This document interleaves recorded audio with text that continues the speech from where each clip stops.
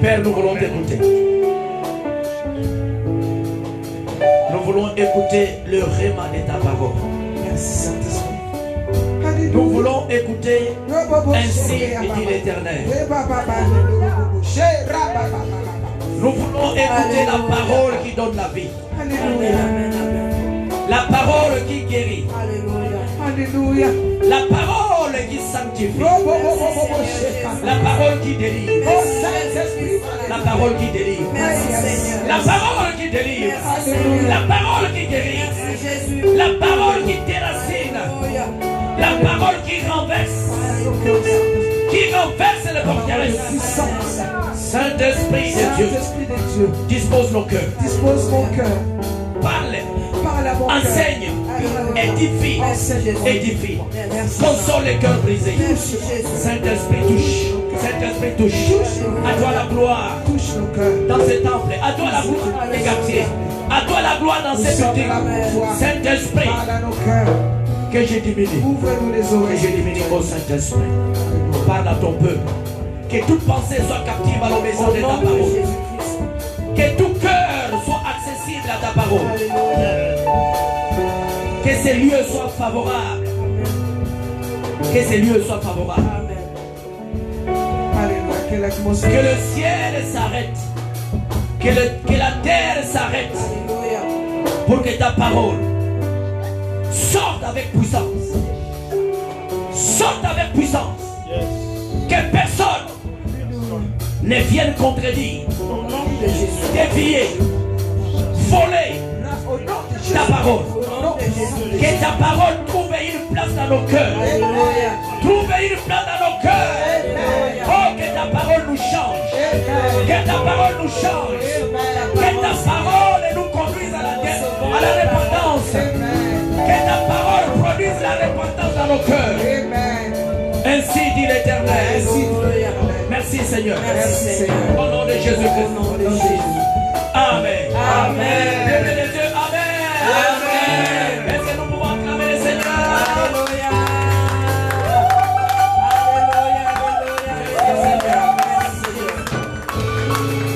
Équipe de louange, merci. Prenons nos Bibles, restons debout. Merci les chantres. Merci les voix des rachetés.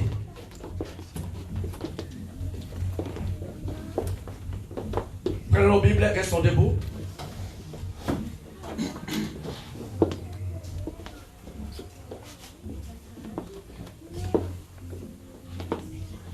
Amen. Amen.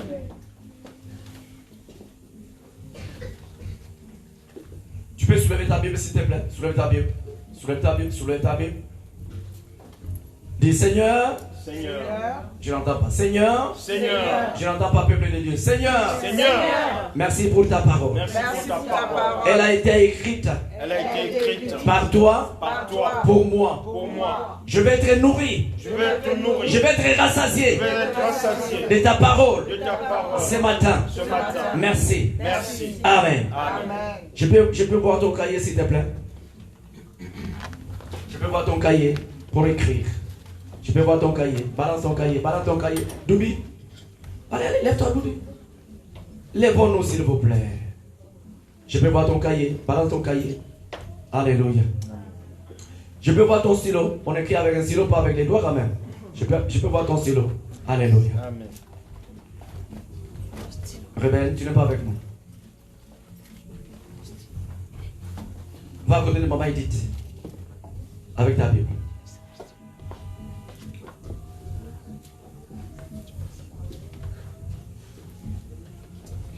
Wow. Amen. Amen. On reste debout avec nos Bibles. Ce matin, le dimanche d'aujourd'hui, c'est l'avant-dernier dimanche de l'année 2020. Amen. Le dernier dimanche de l'année 2020. Et ce matin, si tu ne le sais pas, je vais te rappeler. Jojo, ça va? Ok. Ce matin, si tu ne le sais pas, je vais te dire que nous sommes venus célébrer. Yes. Nous sommes venus célébrer ce matin la fidélité de Dieu. Amen. Ce matin, nous sommes venus célébrer la fidélité de Dieu. Notre Dieu est fidèle. Amen. Je crois que tu allais dire Amen. Yes. Je dis, notre Dieu est fidèle. Amen.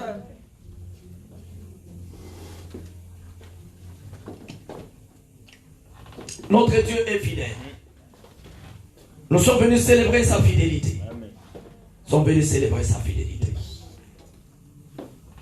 Ceux qui sont morts durant toute cette année, ceux qui ont perdu leur vie, ils ne sont pas plus mauvais que nous. Nous ne sommes pas plus bons qu'eux. Non. Mais c'est la fidélité de Dieu. C'est l'amour, c'est la grâce, c'est la faveur de Dieu. Alors, c'est la raison pour laquelle nous devons l'adorer, nous devons le remercier, nous devons le rendre grâce. Dieu mérite les actions de grâce pour tout ce qu'il a fait dans nos vies et dans nos familles. Nous sommes venus célébrer la fidélité de Dieu. Est-ce que quelqu'un a une Bible ce matin? Si tu as une Bible, nous allons lire. Amen. Proverbe. Proverbe chapitre 8, verset 13.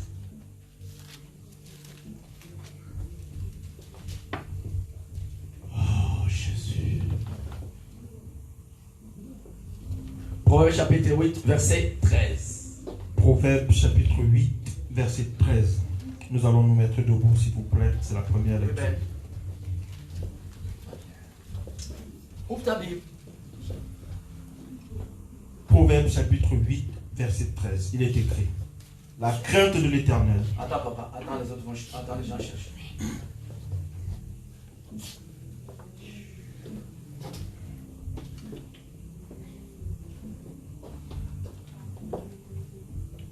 Vivi, tu as trouvé? Ok. Vas-y papa, merci. Proverbe chapitre 8, verset 13. La crainte de l'Éternel, c'est la haine du mal. L'arrogance et l'orgueil, la voix du mal. Et la bouche perverse, voilà ce que je hais. Parole du Seigneur. Amen. Amen. Alléluia. Amen. Oh, peuple de Dieu, s'il vous plaît, soyons connectés.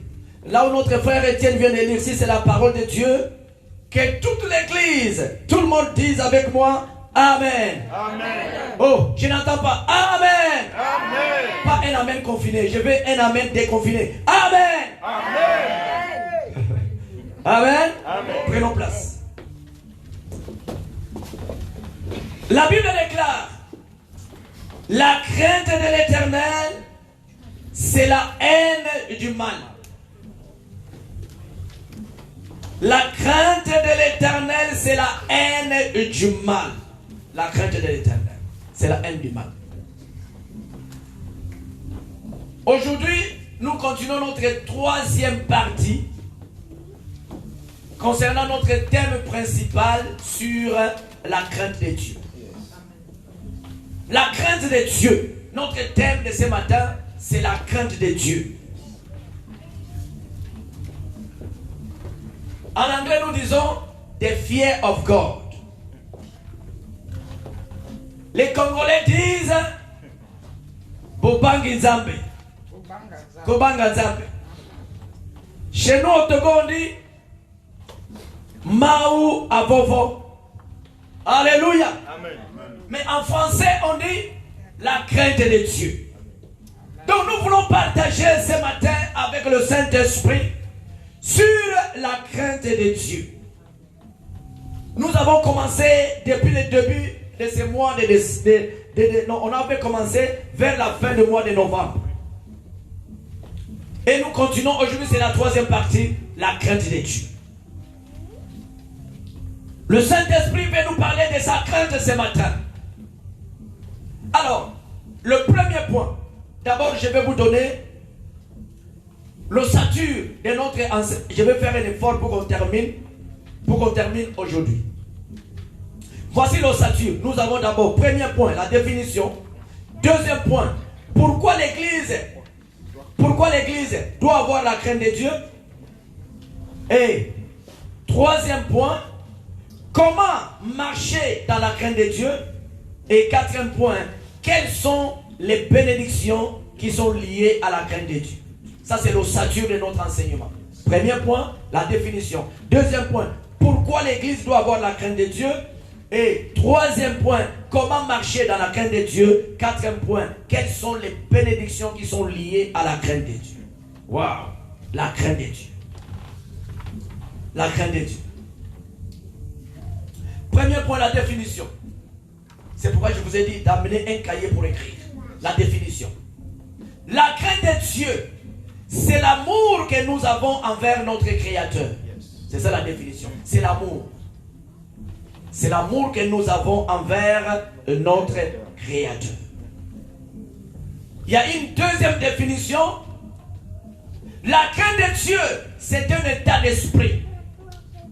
C'est un état d'esprit qui nous pousse à marcher selon la volonté de Dieu. La crainte de Dieu, c'est un état d'esprit. Quand nous parlons de l'état d'esprit, nous parlons de réveil. De réveil. L'état d'esprit veut dire le réveil. Donc l'église doit se réveiller. L'église doit être prête. Amen. Le peuple de Dieu doit être prêt à marcher selon la volonté de Dieu. Nous ne pouvons pas marcher selon notre propre volonté. Nous ne pouvons pas marcher selon la volonté du monde. Non. Mais nous devons marcher selon la volonté de Dieu. La volonté de Dieu. Celui qui marche selon la volonté de Dieu, c'est un candidat à la bénédiction. Yes. Amen. La crainte de Dieu, c'est un état d'esprit qui nous pousse à marcher selon la volonté de Dieu. La crainte de Dieu. La crainte de Dieu. Bien aimé, craignons notre Dieu. Craignons Dieu. Alors, je veux dire à quelqu'un ce matin, la crainte est différente à la peur. La crainte est différente à la peur. Nous ne pouvons pas associer la peur à la crainte. La crainte est différente à la peur. Souvent, bien aimé, nous avons peur de perdre de l'argent, de perdre notre emploi, de perdre notre mariage, de perdre des choses que nous avons. Nous avons souvent peur. Nous avons peur des hommes. Nous avons peur des hommes. Mais la crainte, c'est le respect. Amen. La crainte, c'est le respect. La crainte que nous avons envers notre Dieu, nous exprimons notre respect envers Dieu. Bien aimé, alléluia. Amen. Est-ce que vous êtes là? Amen. Nous ne craignons pas Dieu parce que nous avons peur de la mort. Non. Nous ne craignons pas Dieu parce que nous avons peur d'aller en enfer. Non. Nous ne craignons pas Dieu parce que nous avons peur de perdre les choses que nous avons. Non. Bien aimé, nous craignons Dieu parce qu'il nous aime. Nous craignons Dieu parce qu'il nous a sauvés. Nous craignons Dieu parce qu'il a envoyé son fils Jésus-Christ mourir sur la croix. Qui est celui qui peut offrir son fils? Souffrir pour une nation, souffrir pour une famille, souffrir pour quelqu'un. Mais Dieu l'a fait. Dieu a offert son fils. Jésus-Christ, il est mort sur la croix à cause de nos péchés, de nos malédictions, de nos fautes, de nos erreurs. Jésus est mort sur la croix. Et Jésus nous a donné la vie éternelle. Voilà la raison pour laquelle nous craignons Dieu. Peuple de Dieu, alléluia. Amen. Nous craignons Dieu parce que Dieu nous a aimés le premier. C'est pourquoi nous craignons Dieu.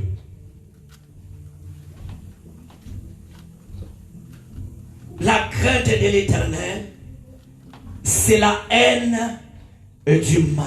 Amen. La crainte de l'Éternel, c'est la haine du mal. Mes amis, écoutez-moi bien. Il y a 3 dimensions de la crainte de Dieu. Il y a 3 dimensions de la crainte de Dieu. Première dimension, l'amour. Amen. Première dimension, l'amour. L'amour qui fait que nous craignons Dieu, Parce que c'est l'expression de l'amour, c'est l'expression de la crainte de Dieu. C'est l'expression de la crainte de Dieu. L'amour, c'est l'expression de la crainte de Dieu. L'amour. Il y a 3 dimensions. La première dimension, c'est l'amour. L'amour, bien-aimé, c'est l'expression de la crainte de Dieu. La Bible déclare,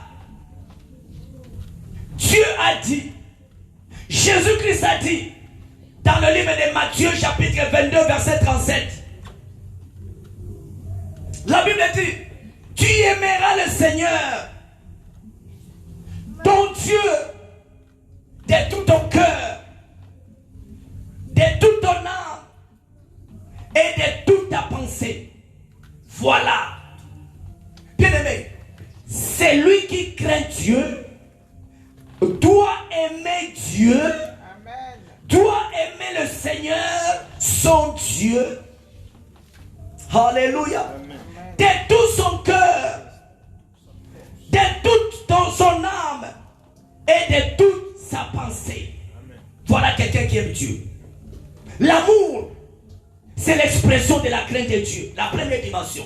Bien-aimé, tu dois aimer ton Dieu. Tu dois aimer Dieu, quelles que soient les circonstances, quels que soient les problèmes, quel que soit l'obstacle, quelles que soient les barrières, quel que soit le climat, quelle que soit la saison, quel que soit l'environnement, quelles que soient les décisions des hommes, quel que soit le plan des hommes, bien-aimé, tu dois aimer ton Dieu. Celui qui aime Dieu n'a pas de raison à donner. Celui qui aime Dieu n'a pas de justification. Celui qui aime Dieu, bien-aimé, la Bible dit, tu aimeras ton Seigneur, ton Dieu, de tout ton cœur. Que ton cœur aime ton Dieu. Que ton âme aime ton Dieu. Que tes pensées aiment ton Dieu. Bien-aimé, ce matin, Dieu nous interpelle que nous avons oublié l'amour envers lui. Nous l'avons oublié. Mais ce matin, Dieu veut réveiller quelqu'un. Ce matin, Dieu veut rappeler quelqu'un. Ce matin, Dieu veut dire à quelqu'un que tu dois aimer ton Dieu. Ton Dieu à la première place. Amen. D'abord Dieu. La Bible déclare, fais de l'Éternel tes délices. Amen. Il te donnera ce que ton cœur désire. Amen. Cela veut dire quoi, bien-aimé? D'abord Dieu. Ton travail après. Ton argent après. Ta famille après. Ton mari après. Alléluia. Yes. Ta femme après. Yes. Alléluia. Amen. Tes biens après. Tes biens, tout ce que tu as après. D'abord Dieu. Et d'ailleurs, les biens que tu as, c'est Dieu qui t'a donné. Le temps que tu as, c'est Dieu qui t'a donné. Le travail que tu as, c'est Dieu qui t'a donné. La voiture que tu as, c'est Dieu qui t'a donné. Amen. Les enfants, le mari, le mariage, c'est Dieu qui t'a donné. Tout, d'abord Dieu. Amen. Tu dois aimer Dieu. Tu dois aimer Dieu plus que ton pasteur. La Bible déclare, béni soit celui qui se confie à l'Éternel. Yes. Et maudit l'homme qui se confie à l'homme. Souvent nous nous confions à l'homme plus qu'à Dieu. Souvent nous demandons des conseils aux hommes plus qu'à Dieu. Bien-aimé, confie-toi à Dieu. Tes problèmes, donne ça à Dieu. Les conseils que tu as besoin, demande les conseils à Dieu. Dieu va te donner des conseils. L'amour, c'est la première dimension. C'est la première dimension de la crainte de Dieu. L'amour. Bien-aimé, un chrétien qui n'aime pas Dieu, un chrétien qui aime sa vie plus que Dieu, un chrétien qui aime ce qu'il fait plus que Dieu, un chrétien qui met Dieu en deuxième position, un chrétien qui met Jésus-Christ en deuxième position, un chrétien qui met le Saint-Esprit en deuxième position, un chrétien qui met le sang de Jésus-Christ en deuxième position, un chrétien qui met la parole de Dieu en deuxième position, un chrétien qui met la prière en deuxième position. C'est un chrétien qui n'a pas la crainte de Dieu. Amen. Tu aimeras le Seigneur, ton Dieu, de tout ton cœur, de toute ton âme et de toute ta pensée. Est-ce que ce matin, ton cœur aime Dieu? Ton âme aime Dieu. Ton âme est blessée. Ton âme est blessée le matin, à midi, le soir. Même quand tu es là, ton âme est blessée. Ton âme est blessée toujours. L'âme se blesse. Quand tu pêches, ton âme est blessée. Quand tu pêches, quand tu vis dans le péché, quand tu vis dans le murmure, quand tu vis dans la division, quand tu vis dans la haine, quand tu vis dans la jalousie, ton âme est blessée. C'est pourquoi David, à chaque fois quand il pêche, David dit, Père, restaure mon âme. Restaure mon âme. L'âme blessée, c'est une âme qui n'aime pas Dieu. C'est une âme qui n'a pas la crainte de Dieu. Bien-aimé dans le Seigneur, écoute-moi ce matin. Peut-être, après le culte de ce matin, Jésus-Christ revient. Mais fais un effort de restaurer, que Dieu, que le Saint-Esprit restaure ton âme. Amen. Pour que tu puisses aimer Dieu. Amen. Une âme blessée ne peut pas aimer Dieu. Tu aimeras le Seigneur, ton Dieu. Première dimension de la crainte de Dieu, c'est l'amour. Deuxième dimension de la crainte de Dieu, c'est la gratitude. Amen. La gratitude. Bien-aimé, les chrétiens, excusez-moi l'expression, les chrétiens sont des ingrats à 5 étoiles. Les chrétiens sont des ingrats à 5 étoiles. Un chrétien qui n'est pas reconnaissant à son Dieu, c'est un chrétien qui n'a pas la crainte de Dieu. La gratitude, la reconnaissance. Bien-aimé, qu'est-ce que tu as donné à Dieu pour que tu te réveilles ce matin? Vraiment. Qu'est-ce que tu as donné à Dieu pour que tes 2 mains bougent, tes 2 pieds bougent? Qu'est-ce que tu as donné à Dieu pour que le sang circule dans ton corps? Au moment où nous parlons, il y a ceux qui manquent le sang dans les hôpitaux. Au moment où nous parlons, il y a ceux qui sont ceux qui sont dans la salle de perfusion. Il y a ceux-là qu'on a amputé leurs pieds. Mais toi, moi, qu'est-ce que nous avons donné à Dieu? Qu'est-ce que nous avons donné à Dieu? Mais voilà ce que Dieu fait. Voilà ce que Dieu fait par sa fidélité, par sa bonté. Peut-être nous qui sommes là, nous sommes les plus mauvais. Nous sommes les plus mauvais. Ouais. Et ceux qui sont à la morgue. Alléluia. Bien-aimé, ma femme travaille chez une dame. Là, chaque fois, cette dame-là pose les actes. Et quand ma femme me dit, voilà ce que ma patronne a fait. Et je dis toujours, ce que cette femme-là fait, il y a d'autres chrétiens qui ne le font pas. Elle ne connaît pas Dieu, mais elle pose des actes que nous les chrétiens, nous ne posons même pas. Elle a un cœur. Donc, excusez-moi, elle est païenne, mais elle a un cœur de chrétien. Elle est païenne, mais elle a un cœur de chrétien. Une dame bien-aimée dans le Seigneur, les jours où cette dame-là recevra le Seigneur, c'est elle qui va entrer au ciel premièrement. Parce qu'elle est païenne, elle agit ainsi. Mais quand elle sera chrétienne, ma femme garde ses enfants. Mais une dame exceptionnelle, pour moi, elle est chrétienne. Amen, amen, Pour moi, elle est chrétienne. amen. Alléluia. Bien-aimés, les chrétiens, nous n'arrivons pas à rendre grâce à Dieu. Quand tu te réveilles le matin pour dire Dieu merci, rapidement avec ton téléphone pour voir la nuit qui t'a envoyé le message. Quand tu te réveilles le matin pour dire oh Saint-Esprit bonjour. Bonjour Saint-Esprit. Parce que tu m'as réveillé ce matin. Parce que tu m'as donné le souffle de vie. Tu touches ta femme, elle vit. Bonjour Saint-Esprit parce que ma femme est vivante. Tu touches ton mari. Bonjour Saint-Esprit parce que mon mari est vivant. Alléluia. Tu vas dans la chambre de tes enfants. Bonjour Saint-Esprit parce que mes enfants sont vivants. Mais non. Quand on se réveille le matin, et d'ailleurs, c'est le réveil qui nous aide à se réveiller. Quand on se réveille, la première des choses, tes pensées sont allées directement là où tu vas aller travailler. Tes pensées sont allées directement à tes rendez-vous.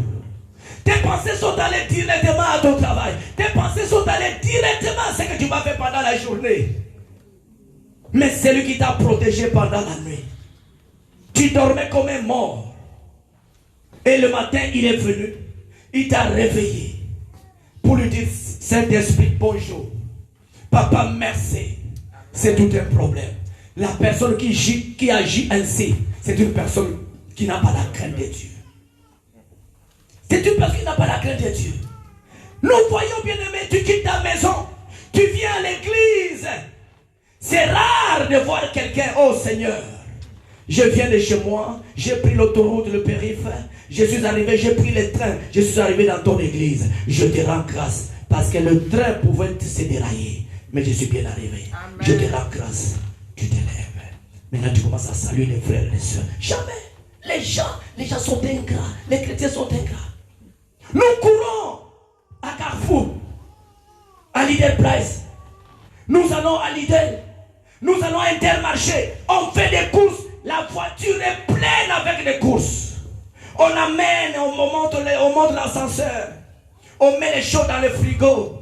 Après on commence à préparer dans le congèle. On commence à préparer. Vous ne savez pas quel démon pendant la nuit. Quel démon qui a envoûté la nourriture.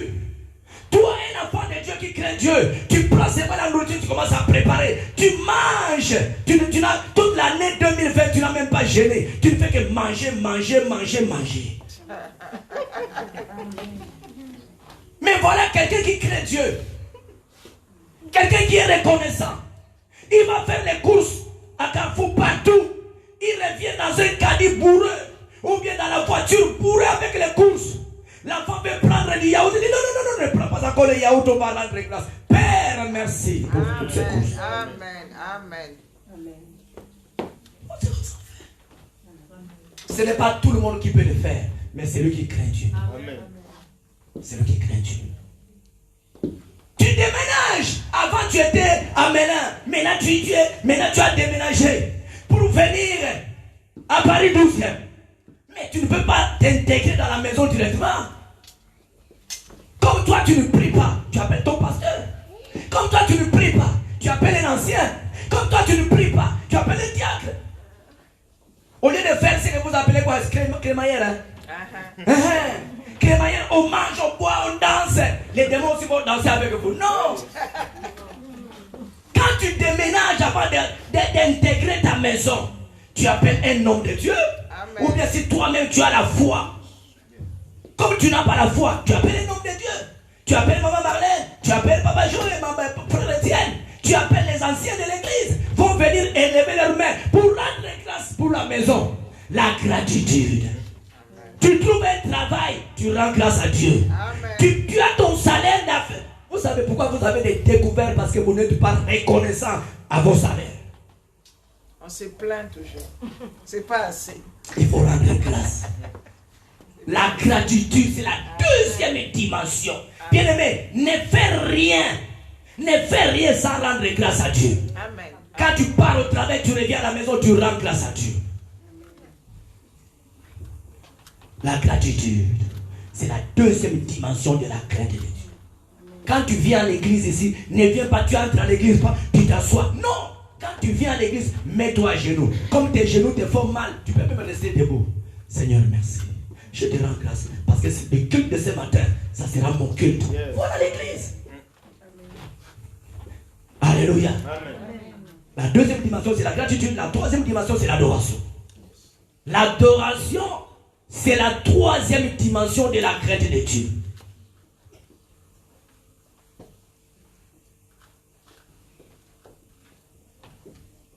L'adoration, c'est l'expression de la crainte de Dieu. Alléluia. C'est l'expression de la crainte de Dieu. L'adoration.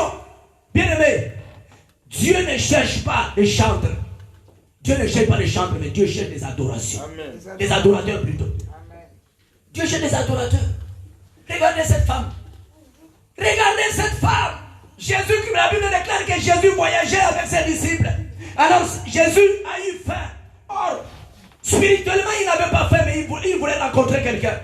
Ses disciples sont partis chercher à manger. Alors il y avait une femme qui était là. Jésus cherchait comment aborder cette femme.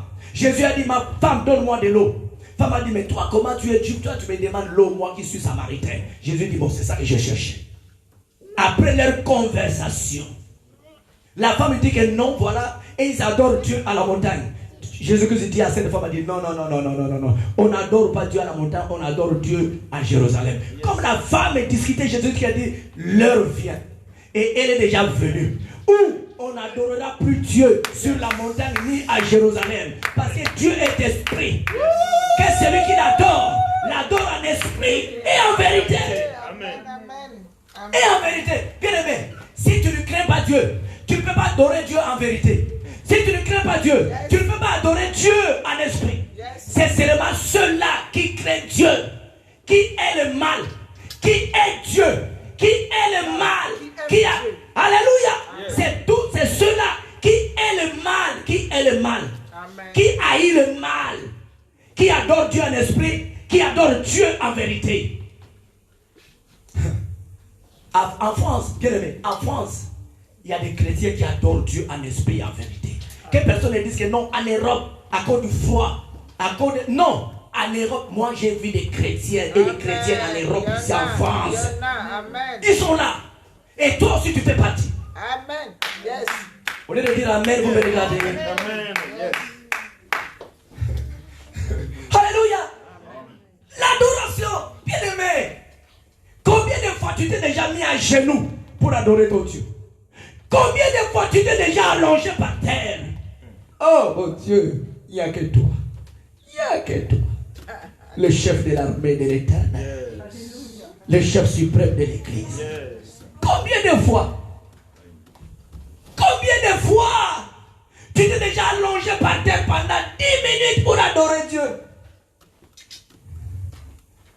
L'heure est venue. Et elle est déjà venue.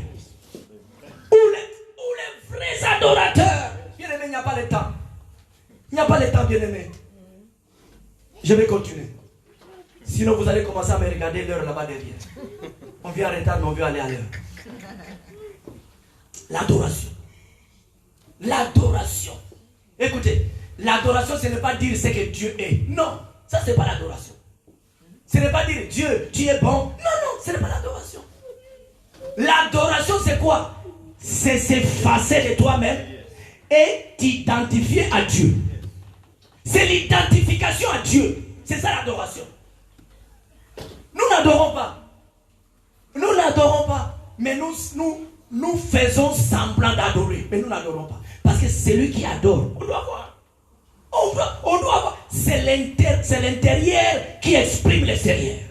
Si l'intérieur est pourri, bien aussi ça sera pourri. Amen. Nous n'adorons pas. L'adoration est la troisième dimension de la crainte de Dieu. Alléluia. Amen. Alors, pourquoi la crainte de Dieu? Waouh! Pourquoi nous les chrétiens, quand je parle de l'église, je ne parle pas de ces bâtiments. Quand je parle de l'église, je parle de toi. Toi, tu es une église. Amen. Pourquoi l'église, née de nouveau, baptisée, parler en langue, qui a une Bible, qui vient à l'église mardi, jeudi, dimanche, qui ne rate pas l'église? Bien aimé, quelqu'un qui craint Dieu, on ne peut pas l'appeler de venir à l'église. Quelqu'un qui craint Dieu, on ne peut pas lui dire de venir à l'église. Quelqu'un qui vient à l'église, quelqu'un qui craint Dieu, dans son planning, Amen. dans son planning, d'abord l'église. Écoutez, la Bible dit dans le livre de Matthieu, chapitre 16, verset 4, la Bible dit que Dieu avait une coutume. Sa coutume était quoi? Il partait à l'église. Amen. Amen. Amen. Jésus partait à l'église. Amen. Or, Jésus-Christ avait aussi des occupations. Amen. Il avait aussi des occupations, mais il partait à l'église. Mais pourquoi les chrétiens actuels? Aller à l'église, c'est tout un problème. Pourquoi? Parce qu'on n'a pas la crainte de Dieu. Parce qu'on n'a pas la crainte de Dieu. Pourquoi pourquoi l'Église doit avoir la crainte de Dieu. Wow. Pourquoi le Saint-Esprit nous demande ce matin la crainte de son nom? Deuxième point. Pourquoi? Voici la réponse. Voici la réponse. Avant cela, Proverbe chapitre 8, verset 13, nous venons de lire. La haine du mal donne quoi? La haine du mal donne quoi? Oh, répondez. La haine du mal donne quoi? La haine du mal donne la crainte de Dieu.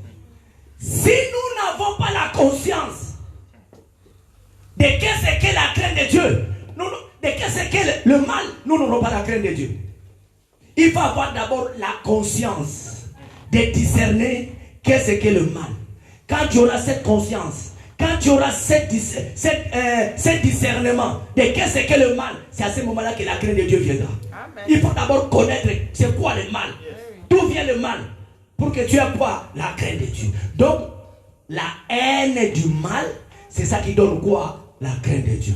Alors, nous allons travailler pour comprendre pourquoi l'Église doit avoir la crainte de Dieu. Nous allons travailler. Nous avons 1, 2, 3, 4. Nous avons 4 parties. Il y a d'abord le fondement. Après, on commence à construire. Et jusqu'au niveau de toit. Premier point. Proverbe chapitre 8, verset 13. La Bible nous dit quoi? La haine du mal, c'est ça qui produit quoi?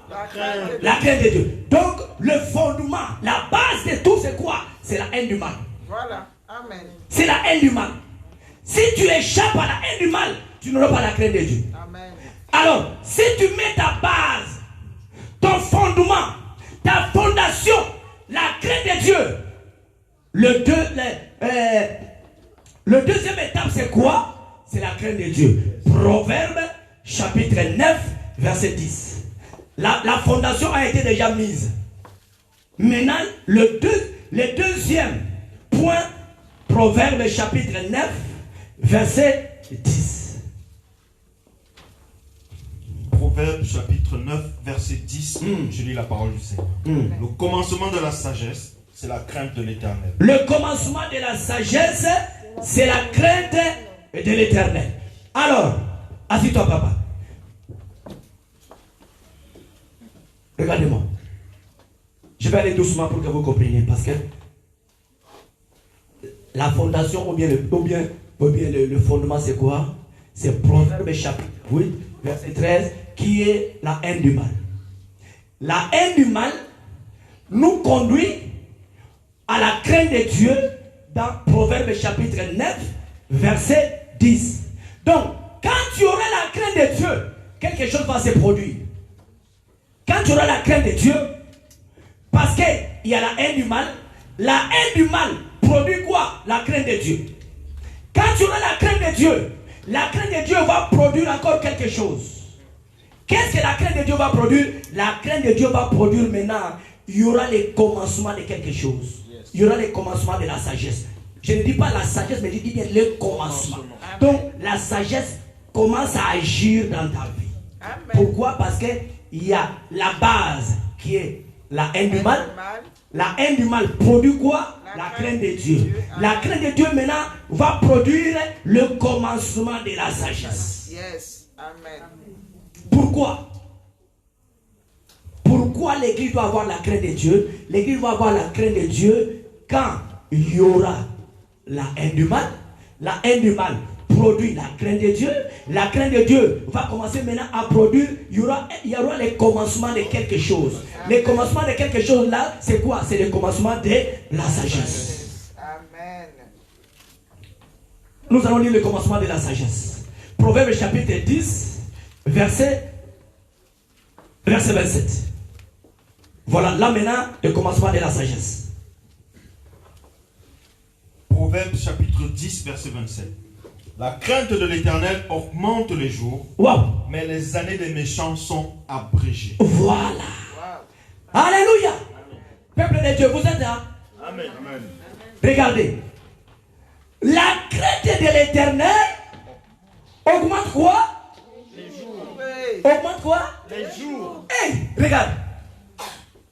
on va voir, regarde-moi, regarde. La crainte de l'Éternel augmente quoi? Tes jours. Bien-aimés, peuple de Dieu, mes amis, regardez-moi avec les deux yeux. Mes amis, regardez-moi, mes amis, regardez-moi. Ce n'est pas Dieu qui va augmenter tes jours, non. Ce n'est pas Dieu. Ce n'est pas Dieu qui vient augmenter. D'ailleurs, quand Dieu a créé l'homme, Dieu n'a pas dit que l'homme va mourir à 20 ans, à 10 ans, à 15 ans, à 7 ans, à 8 ans, à 9 ans. Regardez, tous les hommes de Dieu dans la Bible, ils sont morts dans des 100 et 100 et 100, 200, 300. Ils ont vécu longtemps. Oui, c'est ça. Mais pourquoi nous maintenant, le peuple de Dieu, nous mourons prématurément à cause de quoi? Par manque de la crainte de Dieu. Quelqu'un qui a la crainte de Dieu, lui-même, pas Dieu, pas ses parents, pas son pasteur, pas son église, pas les diacres, pas les diaconesses, pas la prière, pas l'adoration, pas la louange qui va augmenter tes jours, mais c'est la crainte de Dieu. Donc ce matin, bien-aimé, si tu veux augmenter tes jours, il y a une seule condition: crains Dieu. Amen. Crains Dieu. Donc, c'est lui qui craint Dieu, lui-même, pas ton mari, pas ta femme, pas tes enfants, toi-même, tu augmentes tes jours. Tu augmentes tes jours. Tu dois travailler. Le travail, c'est quoi? C'est de craindre Dieu pour que tes jours fassent quoi? Augmentent. Est-ce que vous avez compris? Amen. Donc c'est à toi-même. Donc tu dois mettre la crainte de Dieu entre tes deux mains pour que tes jours soient augmentés. Et la Bible dit, mais les années des méchants, écoutez, les méchants ce n'est pas ceux qui sont dehors. Les méchants ce n'est pas ceux qui sont dans les boîtes de nuit. Les méchants, ce n'est pas ceux-là qui fêtent Noël. Non. Les méchants, ce n'est pas ceux-là qui sont dans la débauche. Non. Qui ne connaissent pas Dieu. Qui sont dans les drogues. Dans l'alcool. Non. Les méchants, c'est nous. Toute personne qui n'a pas la crainte de Dieu, la Bible l'appelle méchant. Amen. Le méchant, c'est ceux qui sont un pied dedans, un pied dehors. À l'église, il est chrétien. À l'église, elle est chrétienne. Quand il va dehors, c'est fini. On se verra encore le dimanche. Voilà un méchant. Un méchant, c'est celui qui fait sortir des paroles négatives dans sa bouche. Un méchant, comme on nous a prêché ce matin, c'est celui qui n'a pas la foi. La Bible dit, celui qui n'a pas la foi n'est pas agréable à Dieu. Mais quand tu as la foi, tu es agréable à Dieu. Mais si tu n'as pas la foi, la Bible te traite un méchant. Un méchant, c'est celui qui n'a pas la foi. Un méchant, c'est celui qui ne craint pas Dieu. Un méchant, c'est celui qui vient à l'église, sa vie ne change pas. Oui. Il vient à l'église, mais sa vie ne change pas. Là où on murmure, il est là. Là où il y a la division, il est là. Là où on insulte, il est là. Là où on écoute la musique du monde, il est là. Là où on écoute Alléluia, il est là. Il est sans position. Sans position. Un chrétien, il arrive au milieu des païens, on a mis l'alcool, il est là, il boit, ça lui dit absolument rien. Oh Jésus, attends-moi le dimanche. C'est un méchant. Amen. C'est un méchant. Voilà. My God. Maintenant, la sagesse commence maintenant à travailler. Après avoir travaillé, maintenant nous allons à une autre dimension. Dans Proverbe 14, 26 à 27. Aujourd'hui, nous travaillons avec la sagesse. Amen. Pour la sagesse. Proverbe 14, 26 à 27. Proverbe chapitre 14, versets 26 à 27. La crainte de l'Éternel est une source de vie. La crainte de l'Éternel. Proverbe 14, 26, oui. 26 à 27. Celui qui craint Dieu. Celui qui craint l'Éternel Voilà. possède un appui ferme. Aïe, aïe, aïe. Et ses enfants ont un refuge auprès de lui. Voilà, frère, tiens. Attends, tu vas descendre après. 26 à 27. Peuple de Dieu, s'il te plaît. Si vous écrivez, laissez d'abord, regardez-moi. Assis-toi. Donc, le commencement de la sagesse, quand la sagesse commence à agir, la sagesse maintenant nous pousse à faire quoi? À avoir la source de vie. Mais avant que la source de vie vienne, il y a quelque chose qui est très important au verset 26. La Bible dit que celui qui craint l'Éternel possède un appui ferme. Et ses enfants ont un refuge auprès de lui. Aïe, aïe, aïe, aïe, aïe, aïe, aïe, aïe, aïe. J'aime ça, j'aime ça, j'aime ça. Hey. Donc, si moi je crains Dieu, Ruben a un appui. Amen. Si moi je crains Dieu, automatiquement Denise, Céline, Chris, Aristote, Ida, Jolie, Félicia, automatiquement, ils ont l'appui de leur papa. Amen. Oh, yes, yes. Ah oui. Donc, bien aimé, à partir d'aujourd'hui, au lieu de prier pour tes enfants, toi, ce que tu dois faire, crains Dieu pour que tes enfants puissent avoir un appui. Amen. Arrête maintenant de prier. Tu peux prier, mais ce qui est très important, toi, crains Dieu, tes enfants auront l'appui. Vous voulez un exemple? Tu as un exemple, oui. Vous voulez un exemple? Tu sois un exemple. Vous voulez un exemple? Je vous donne un exemple. Amen. Regardez-moi, regardez-moi. Un jour, il y avait deux pasteurs camerounais. On les a invités des Douala pour aller faire une campagne d'évangélisation à Yaoundé. La campagne d'évangélisation a commencé jeudi, vendredi, samedi. Donc le samedi devrait être une soirée de délivrance, de la guérison, de briser les démons. Alors, il a fallu que les deux pasteurs gênent pour affronter les démons. Il a fallu que les deux pasteurs soient dans la présence de Dieu. Ils sont privés de la nourriture, de l'eau. Commence à gêner, dit samedi soir, les démons de Yaoundé vont voir. Les démons de Yaoundé vont commencer à crier.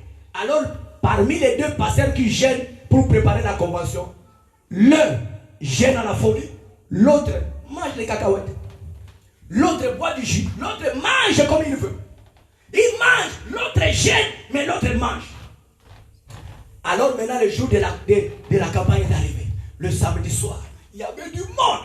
Le pasteur qui a gêné, sans manger, sans boire, il vient, il commence à prier pour les malades, rien. Il commence à parler, rien ne marche. Il a gêné, mais rien ne marche. Les démons sont là, les sorciers sont là, les vaudous sont là, les féticheurs sont là, rien. Il résiste. Il résiste. Maintenant, c'est le tour de celui qui mangeait, qui n'a pas gêné. Il est venu. Quand il dit Alléluia, les démons sautent. Les sorciers crient. Les domaines. Mais son ami dit, mais comment? Moi j'ai gêné. Les démons ne m'obéissent pas. Mais lui il mangeait. Comment les démons l'obéissent? Vous savez quoi? Or, c'est lui qui mangeait, son grand-père. Dieu lui a répondu. Son grand-père. Son grand-père était un grand pasteur puissant. Un grand pasteur puissant au Cameroun. Donc, maintenant, ses arrière-fils travaillaient sous son onction. Yes. Sous son onction. Son père aussi était pasteur. Donc, son père aussi était pasteur. Alors, son grand-père avait la crainte de Dieu. Son père avait la crainte de Dieu. Donc, l'onction du grand-père est descendue sur le père. L'onction du père est descendue sur les enfants. C'est ça que la Bible dit. Un parent qui crée Dieu, Amen. ses enfants reçoivent quoi? L'appui. Amen. Amen. Est-ce que vous avez compris? Amen. Donc toi, si tu veux que tes enfants réussissent On a intérêt. là où les autres échouent, crains Dieu. Amen. Amen. Amen. Acclamons le Seigneur quand même. Ah bon? Ruben, on acclame. On acclame parce que moi je travaille pour toi, Ruben, acclame. Ruben, quand tu vois papa dormir au salon, c'est pour toi. Amen. Quand tu vois papa venir dormir ici, vendredi, samedi, dimanche, c'est pour toi. Amen. Un appui, vraiment. Puis Quelle ferme. grâce. Alléluia. Amen. Bien-aimé, travaille pour tes enfants. Amen. À l'église, il n'y a pas de célibataires. À l'église, il n'y a pas de célibataires. À l'église, il y a des futurs mariés. Amen. Alléluia. Amen. Donc ne dis pas, bon, moi, comme je n'ai pas encore d'enfants, je ne crains pas Dieu. Non. Tes enfants vont venir. Amen. Donc commence à craindre Dieu maintenant. Amen. Est-ce que vous êtes avec moi? Amen. Merci Seigneur. Verset 27. Verset 27. Mm. La crainte de l'Éternel est une source de vie Oui. pour détourner les pièges de la mort. Aïe, aïe, aïe, aïe, aïe, aïe. Écoutez. Wow. Donc la mort est là. La mort nous guette. Mais la crainte de l'Éternel nous prive des pièges de l'ennemi. La Bible déclare, oh my God, le voleur ne vient que pour voler, égorger et détruire. Mais il est venu pour nous préserver des pièges de la mort. Bien aimé, la sagesse c'est qui? La sagesse c'est une personne. Amen. La sagesse, oh, est-ce que vous êtes avec moi? La sagesse c'est une personne. Cette personne-là c'est qui? C'est Jésus. La sagesse c'est Jésus. Quand nous parlons de la sagesse, c'est Jésus. Alléluia. Amen. Quand tu crains Dieu, tu seras épargné des pièges de la mort. Amen. Il y a deux sortes de morts. Il y a la mort spirituelle et la mort physique. Amen. La mort, écoutez, celui qui ne prie pas, il est mort spirituellement. Amen. Celui qui ne lit pas la Bible, il est mort spirituellement. Celui qui ne craint pas Dieu, il est mort spirituellement. Celui qu'on le voit à l'église seulement les dimanches, il est mort spirituellement. Celui qui ne gêne pas, celui qui n'évangélise pas, celui qui n'évangélise pas, celui qui ne sert pas Dieu, il est mort spirituellement. Celui qui n'a pas de Bible. Celui qui vient à l'église, mais vite, sans la Bible, sans le cahier, sans le stylo. Celui qui n'écrit pas, il est mort spirituellement. Dis avec moi, je ne mourrai pas. Je ne mourrai pas. Heureusement que tu as parlé. Amen. Écoutez, je connais un homme de Dieu. Ça c'est très intéressant, ça va t'aider. Regardez-moi. Il y avait un homme de Dieu qui craignait Dieu. Il craignait tellement Dieu, il craignait Dieu. Alors, tout autour de lui, il était entouré des pièges de la mort. Il était entouré des pièges de la mort, un homme de Dieu. Ma soeur Onite, un jour, il a reçu une invitation de venir prêcher en Allemagne, faire une convention en Allemagne. Il a quitté l'Afrique pour venir en Allemagne. Wow! Il a arrangé sa valise, son passeport, le visa, le billet, l'argent de séjour. Il a tout arrangé. Cet serviteur de Dieu n'est pas comme les serviteurs de Dieu de maintenant qui ne craignent pas Dieu. Mais lui, il craignait Dieu. Comme il craignait Dieu, il y avait des pièges de la mort tout autour de lui parce qu'il craignait Dieu. Bien aimé, tu sais bien, les jours où tu as reçu Jésus comme ton Seigneur et ton Sauveur, le combat a commencé. Le diable ne te laissera pas tranquille. Le diable ne te laissera pas tranquille. Cet homme de Dieu qui craignait Dieu, arrivé à l'aéroport bien aimé dans le Seigneur, il a pris son avion. Il a pris son avion. En prenant l'avion, il est atterri à l'aéroport de l'Allemagne. Alors comme il est étranger, il connaît absolument rien. Le temps de lire en Allemagne et interpréter et faire ceci, il cherchait la correspondance. Il y avait un voleur qui est venu. Le voleur a volé tout son sac. Alléluia. On a volé tout son sac. Il y avait tout dedans. Et l'adresse de l'église du pasteur qui l'a invité, tout était dedans, donc il était embrouillé. Waouh, comment faire? On a volé tout. Bien aimé, vous savez, si toute ta vie est dans la valise, tu perds tout. Alléluia. Il commence à pleurer, tourner par terre. La police est venue. Monsieur, il y a quoi? Voilà. Moi j'étais là, je viens de l'Afrique, on m'a invité dans une église.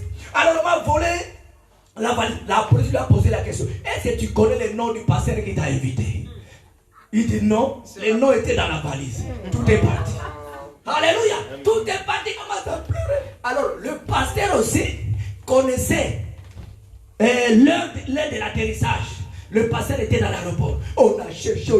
Le pasteur est venu. Ah non, c'est le pasteur que je cherche. Le pasteur de l'Allemagne. Qu'est-ce qu'il y a? Oh, il commence à pleurer. Mon pasteur, tout ce que j'ai amené, On m'a volé ici. Le pasteur a dit, ok, il n'y a pas de problème. Il n'y a pas de problème. Le pasteur qu'il a invité en Allemagne a pris les taxis, ils sont partis à la maison. Pour que le séminaire commence le mardi. Le soir, ils ont mangé. La valise est partie. Hein. Ils ont mangé, donc, et la Bible, et le cahier, et les stylos, et les habits sont partis. Alors le soir, ils ont fini de dîner. Oh my God. Le soir. Non, s'il vous plaît. En rentrant à la maison, la personne qui a volé la valise a fait l'accident sur la route. Alors comme il y avait l'attroupement, par curiosité, ils sont venus, ils ont vu la personne avec la valise. Et la personne, ah, c'est ma valise. Ils ont pris la valise, on a vérifié que son nom, son passeport, carte d'identité, tout dedans. Il a pris sa valise avec le pasteur qui venait le chercher. Ils sont partis à la maison. Alléluia. Amen. Or, l'avion là, qui les a amenés, au fait, le lieu où ils devraient faire la convention, là, le séminaire, c'était comme à Lyon, Paris-Lyon. Donc ils devraient normalement prendre un autre avion pour pouvoir partir à Lyon. Mais comme on a volé, le pasteur est venu le chercher, ils sont partis pour se reposer dans une maison d'une connaissance. Bien aimé dans le Seigneur. Le soir, quand ils regardaient la télé, je ne sais pas si sur BFM TV ou bien la France quoi, je ne sais pas. Bien aimé, ils ont vu le même avion qui devrait faire la correspondance pour aller soit à Lyon ou bien en province. C'est le même avion que le monsieur devrait prendre pour aller. L'avion fait quoi? Le crash. Vous comprenez? Amen. Donc, Dieu a dépêché le voleur. Oui, oui. De venir prendre son sac. Il est souverain. Amen. Voilà.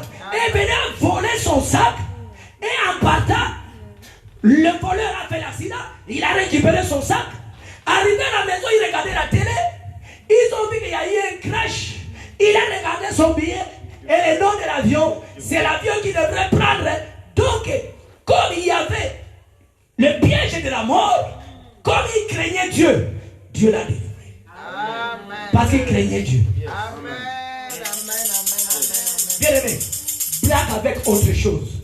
Ne blague pas avec la crainte de Dieu. Amen. Bien aimé, vous savez comment, vous savez pourquoi notre vie n'avance pas. Moi qui vous parle, la bien-aimée dans le Seigneur, j'étais dans un pays, dans un trou, bien-aimé. Ni t'étais la crainte de Dieu, je ne pouvais pas être là devant vous. Amen. J'ai craigné mon Dieu, ma femme a vu. Nous sommes partis dans le village, les gens pleuraient. Les gens pleuraient. Hier, j'ai appelé un pasteur.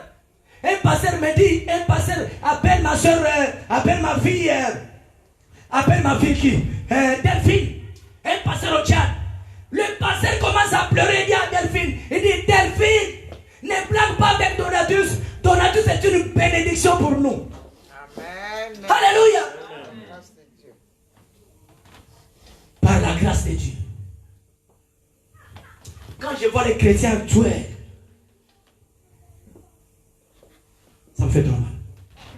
Mais que Dieu nous aide. Que Dieu nous aide. Que Dieu nous aide. Amen. Les gens n'ont pas la crainte de Dieu. Voyez comment nous vivons dans nos maisons. Il n'y a pas la crainte de Dieu. Il y a les habits qui craignent Dieu et il y a les habits qui ne craignent pas Dieu. Il y a les habits de dimanche et il y a les habits, il y a les habits de la maison. Il y a les habits du travail. Il y a des paroles de l'église et il y a des paroles de la maison. Il y a l'attitude de l'église et il y a l'attitude de la maison. Il y a les comportements de l'église. Oh, pasteur, alléluia, amen. Ça, c'est l'attitude, les comportements de l'église. La maison. Mais quand on arrive à la maison, toi tu dis un mot. La personne parle 3 mots, 4 mots. Déchaîné. Bien aimé, nous devons craindre Dieu partout où nous sommes. Amen. Amen. Amen. Amen. Partout où nous sommes, nous devons craindre Dieu. Nous ne pouvons pas avoir deux habits, les habits qui craignent Dieu et les habits qui ne craignent pas Dieu. Non. Non. Nous ne devons pas avoir deux paroles, des paroles qui craignent Dieu et des paroles qui ne craignent pas Dieu. Non. Nous ne pouvons pas avoir deux comportements, des comportements qui craignent Dieu et des comportements qui ne craignent pas Dieu. Non. Non. La crainte de Dieu. À tout moment, en tout temps, en tout À lieu. la crainte de Dieu. Alléluia. Amen. Comme nous sommes là, j'ai dit aujourd'hui c'est le dernier dimanche, avant-dernier dimanche de l'année 2020. Mais il y a des gens qui se préparent maintenant. Bien aimé, Concernant Noël, nous n'avons pas de polémique à faire sur cette affaire-là. Noël, sapin, le repas de Noël, le cadeau de Noël. On n'a pas bien aimé dans le Seigneur. Moi, je ne le ferai pas parce que ce n'est pas biblique. Si toi tu le fais, c'est ton problème. Amen. Si toi tu le fais, c'est ton problème. Avant, on le faisait. Amen. Mais au fur et à mesure, nous restons dans la présence de Dieu. Dieu nous révèle des choses. Amen. Dieu nous révèle des choses, on ne peut pas les faire. Amen. Moi, je ne peux pas mettre un sapin chez moi à la maison parce que Jésus-Christ ne nous a pas dit de mettre un sapin dans la maison. Et puis, est-ce que Jésus nous demande de fêter son anniversaire? Non. Il nous demande de fêter son anniversaire. Non. Vous savez, vous qui fêtez des anniversaires, fêtez l'anniversaire. Au lieu de fêter l'anniversaire, commence à pleurer. Parce que du fait de fêter l'anniversaire, tu avances lentement et sûrement vers la mort. Alléluia. Jésus ne nous demande pas de fêter son anniversaire. Non. Mais Jésus nous demande quoi? D'avoir sa crainte. Fêtez la Pâque. Amen. Jésus nous demande d'avoir sa crainte. Jésus ne nous demande pas de mettre un sapin à côté du coin de ta maison. Jésus ne nous demande pas de donner des cadeaux à nos enfants. Amen. On donne les cadeaux, le seul et l'unique cadeau, c'est quoi que nous donnons à nos enfants? C'est de montrer le chemin de Jésus-Christ à nos enfants. Amen. Ma fille me dit que ma maîtresse me demande toujours pourquoi quand nous allons à la cantine, je ferme mes yeux, je fais ceci. Oui, voilà ce que nous devons montrer à nos enfants. Pourquoi tu attends seulement les 25 pour donner les cadeaux à tes enfants? Amener tes enfants au salon de coiffure, faire les mèches. Pourquoi? Est-ce que Jésus te demande ça? Si Jésus te demande, fais. Toi, si Jésus te dit que non, je dois manger le repas de Noël pour que tu aies au ciel, fais. Vraiment. Si Jésus te dit, je dois mettre les sapins dans le coin pour que j'aille au ciel, fais. Si Jésus te dit, célèbre mon anniversaire, fais. Mais moi, votre pasteur, Jésus ne m'a pas dit. Amen. Ni à ma famille, ni à mes enfants. Je bénis Dieu parce que mes enfants sont habitués. C'est la vérité. Mes enfants sont habitués. Amen. Hier, on était dans la voiture. Quelqu'un leur a posé la question. Vous avez eu les cadeaux de Noël? Mes enfants disent, quel cadeau? Notre cadeau, c'est notre papa. Notre cadeau, c'est notre maman. Pourquoi attendre seulement le 25 décembre pour donner des cadeaux à tes enfants? Amen. Jésus, attends, il n'y a pas de polémique là-dessus. Je ne t'oblige pas, mais moi je ne le ferai pas. La Bible dit que moi et ma maison, Amen. nous servirons l'Éternel. Moi et ma maison, nous suivrons l'instruction de la Bible. Amen. Si toi tu le fais, ça te regarde. Tu es libre. Je ne te force pas. Amen. Mais ce que moi je te dis, ce qui est biblique, c'est ce que moi je le fais. Amen. Jésus est né une et une fois, et non pas chaque jour. Et personne ne connaît la date. Ce n'est pas le 25. Personne ne connaît la date. La date du 25, c'est une date consensuelle. Jésus n'est pas né le 25. Alors si tu veux te festoyer, vas-y. Si tu veux boire, va boire. Si tu veux les sapins, mets les sapins. Si tu veux détruire tes enfants, détruis tes enfants. Fais comme tu veux, mais moi je fais tout pour que mes enfants puissent avoir l'appui. Bien aimé, si tu fais Noël, tu ne fais pas Noël. Si tu fais sapin, tu ne fais pas sapin. Si tu manges le repas de Noël, tu ne manges pas. Toute l'année, tu n'as pas vu ta famille, tu veux seulement boire le 25. Si tu fais ou pas, Jésus reviendra. Amen. Faire ou pas, Jésus-Christ reviendra. Mais ce qui est essentiel, c'est le retour de Jésus. Amen. Alors moi, en tant que votre pasteur, ne fais pas ce que les autres font. Amen. Vous faites ce qui est écrit. Il n'y a pas de polémique là-dessus. Il n'y a pas de polémique. Si tu veux polémiquer, c'est ton problème. Alléluia. Amen. Amen. Alors, bien aimé, s'il vous plaît, aidez-moi à finir. Troisième point. Comment marcher dans la crainte de Dieu? Là, je vais aller rapidement. Comment marcher dans la crainte de Dieu? Galates, chapitre 5, verset 24. Galates, chapitre 5, verset 24. Galates chapitre 5, verset 24. Ceux qui sont dans Jésus-Christ ont crucifié la chair avec ses passions et ses Alléluia. désirs. Alléluia. Comment marcher dans la crainte de Dieu? Ceux qui sont en Christ, ceux qui sont en Jésus-Christ, ont crucifié la chair avec ses passions et ses désirs. Bien-aimés, une crucifixion. Une crucifixion, bien-aimé, est une vie qui craint Dieu.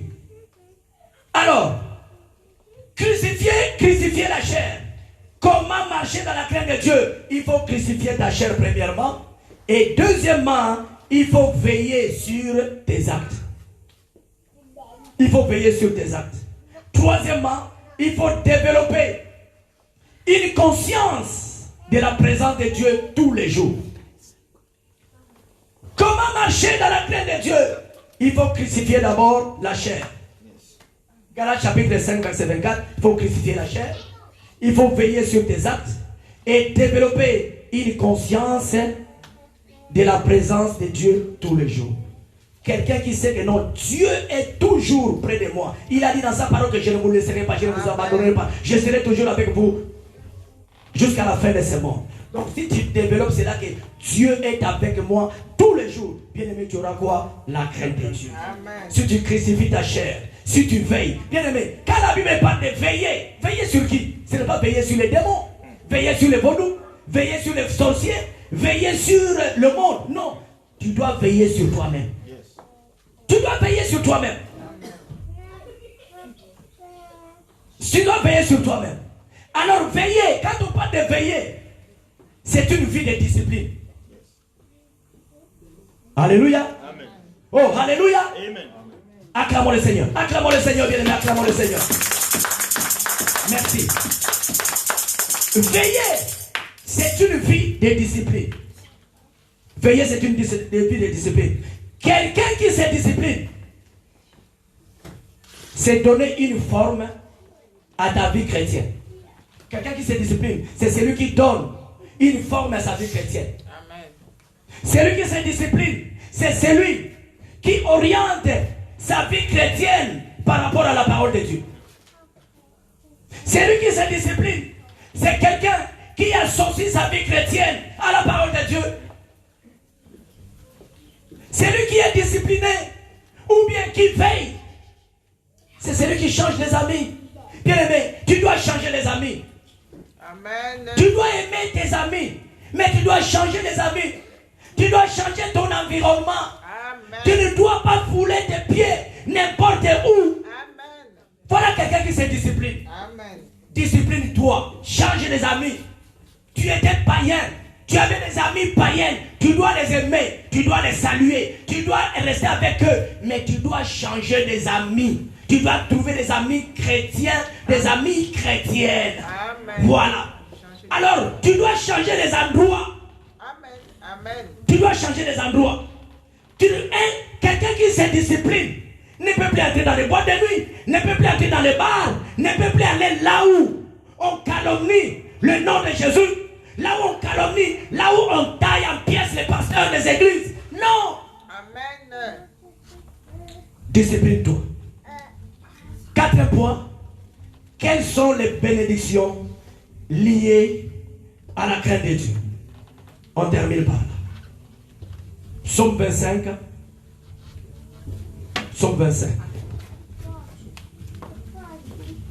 Psaume 25, verset 12 à 14. Quelles sont les bénédictions liées à la crainte de Dieu?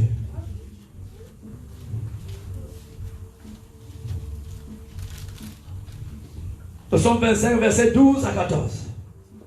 Psaume 25, verset 12 à 14. Quel est l'homme qui craint l'Éternel?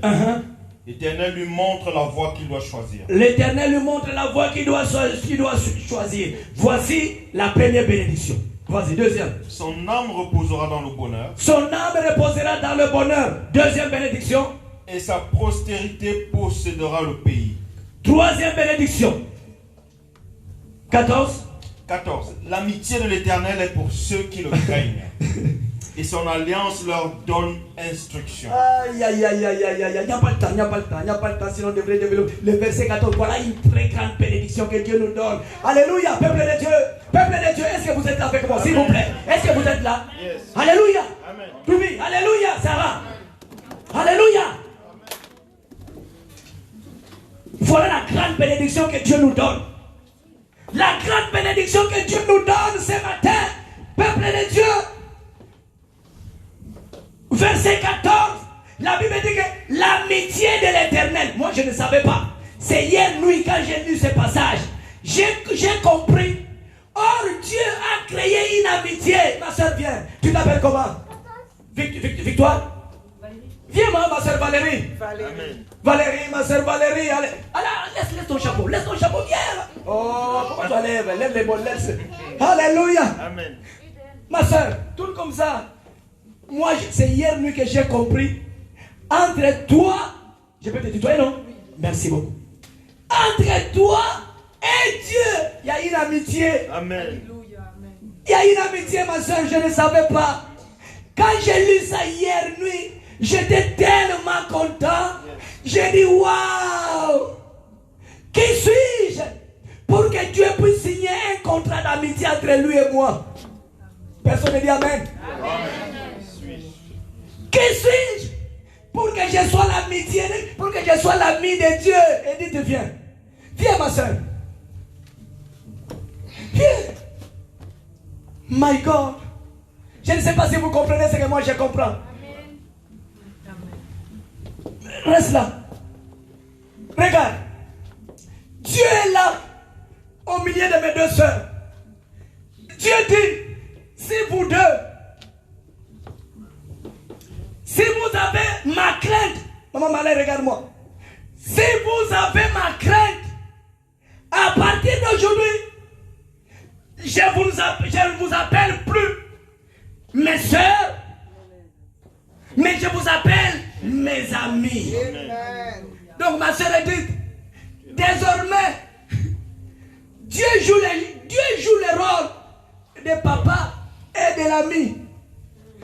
Ma sœur Valérie, Dieu joue le rôle de papa et de l'ami. Ce n'est pas moi qui l'ai dit. Mais il y a une seule condition. Il faut faire quoi? Il faut avoir la crainte de Dieu. Donc ma soeur dit, si toi tu crains Dieu, Dieu devient ton ami. Ma soeur Valérie, si toi tu crains Dieu, Dieu devient ton ami. Alors regardez, Étienne, vas-y. Jean chapitre 15, verset 15. Voilà le rôle d'un ami. Jean chapitre 15, verset 15. Qu'est-ce que l'ami fait? L'ami, qu'est-ce que l'ami fait? Ne vous appelle plus serviteur. Oh yes. Jean chapitre 15, verset 15. Je ne vous appelle plus serviteur. Attends. Et dites, Dieu dit, je ne t'appelle plus servante. Ma sœur Valérie, Dieu dit, je ne t'appelle plus servante. Pourquoi? Parce que le serviteur ne sait pas ce que fait son maître. Mais je vous ai appelé ami parce que je vous ai fait connaître tout ce que j'ai appris de mon Père. Yes! Dieu dit, ma soeur Onite, maman Marlène, maman Jolie Smith, Jessie Smith, Dieu dit, je ne vous appelle plus de servante. Valérie, je ne t'appelle plus servante. Parce que une servante, un serviteur ne sait pas ce que fait son maître.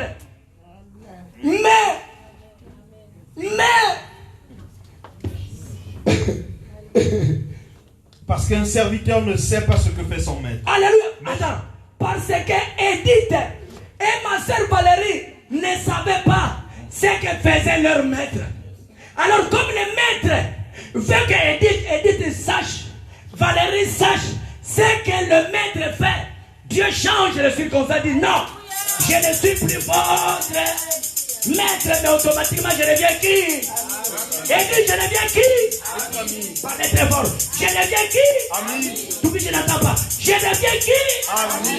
Je deviens qui? Ami. Pardon s'il vous plaît, très fort. Je deviens qui? Ami. Pourquoi? Mais je vous ai appelé ami Yes. parce que je vous ai fait connaître tout ce que j'ai appris de mon Père. Alléluia. Je vous ai fait connaître ce que j'ai appris de mon Père. Alléluia. Alors, depuis que cette année a commencé, si tu n'as pas encore compris ce que Jésus-Christ est comme ton ami, t'a révélé avant la fin de cette année, tu connaîtras ce que le Père a mis à ta disposition en tant qu'ami et ami. Ma sœur dit, à partir d'aujourd'hui, tu es devenu ami de Dieu. Parce que Jésus t'a fait connaître ce que le Père lui a montré. Ma sœur Valérie, tu es devenu l'ami de Dieu. Parce que Jésus t'a fait connaître. Alléluia. Allez vous asseoir, acclamons le Seigneur.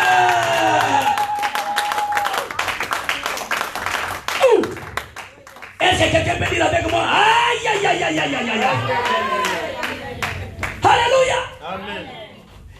Qu'est-ce que Jésus nous a fait connaître? Jésus nous a fait connaître le Saint-Esprit. Yes.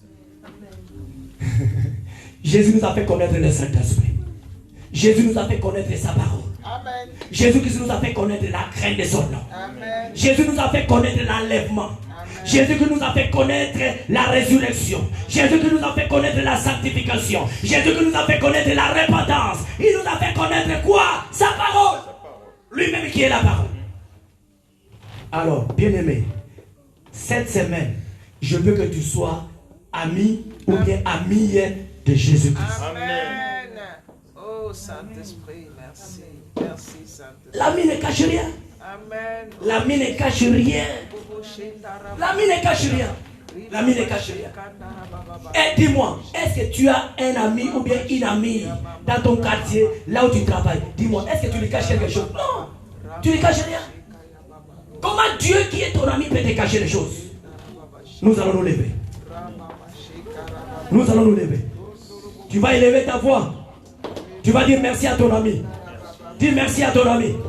Dis merci à ton ami. Dis merci à ton ami.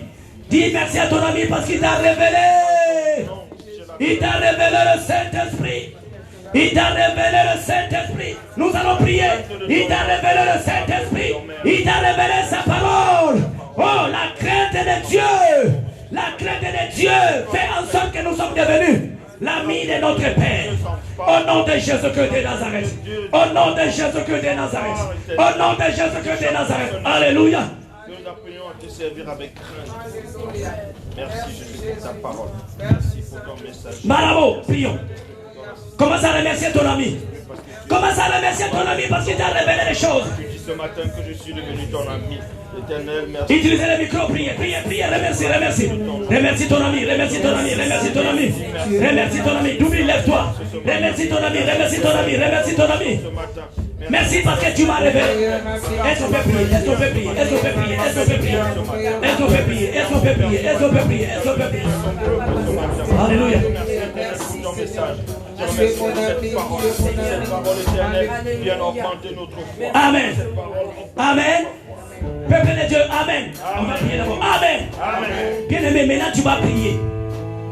Tu vas chasser tout esprit qui t'empêche de demeurer avec ton ami. Yes. Qui tout esprit qui t'empêche de s'approcher de ton ami. Tout esprit qui t'empêche que ton ami te révèle les choses. Allez, élève ta voix, commence à briser. Élève ta voix, commence à briser. Élève ta voix, commence à briser. Qui m'éloigne de mon ami, tout esprit de distraction, les préoccupations, la fatigue, le sommeil, au nom de Jésus.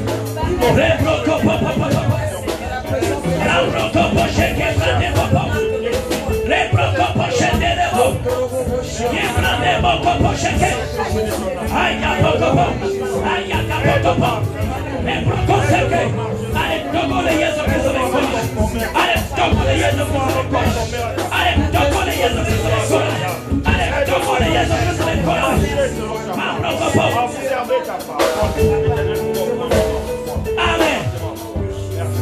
Est-ce que quelqu'un peut dire avec moi merci Seigneur Jésus-Christ? Merci Seigneur Jésus. Alléluia. Jojo, viens avec ta maman, nous allons prier pour toi. Jojo, viens avec ta maman, nous allons prier pour toi. Alléluia. Au nom de Jésus-Christ. Merci Seigneur. Serre. Reste là, allez. Élevez vos deux mains. Jojo, élève tes deux mains. Élève tes deux mains. Élève tes deux mains. Élève tes deux mains. Élève tes deux mains. Maman Jolie, va là. Va là-bas derrière. Va là-bas derrière. On va prier. Va là-bas derrière. On va prier. Alléluia. Jojo, tu as un ami, Jojo. Tu as un ami qui va changer ta vie, Jojo. Tu as un ami, Jojo. Jojo qui va changer ta vie, qui va changer ta situation, qui va changer ta santé. Ma soeur Miquette, tu as un ami qui va te fortifier. Tu as un ami qui va t'encourager. Tu as un ami qui va te toucher. Allez, bien, prions. Prions pour notre fille. Prions pour Jojo. Prions pour Jojo. Prions pour Jojo. Non puissant de Jésus-Christ. Esprit de maladie. Au nom puissant de Jésus-Christ de Nazareth. Jojo a un ami. Jojo a un ami. Alléluia. Son ami lui a révélé la guérison. Lui a révélé la bonne santé. Lui a révélé la bonne santé. Lui a révélé la guérison.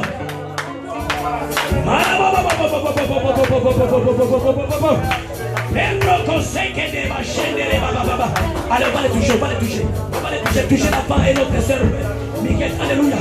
Malabo seke brakapo. Malabo seke brakapo.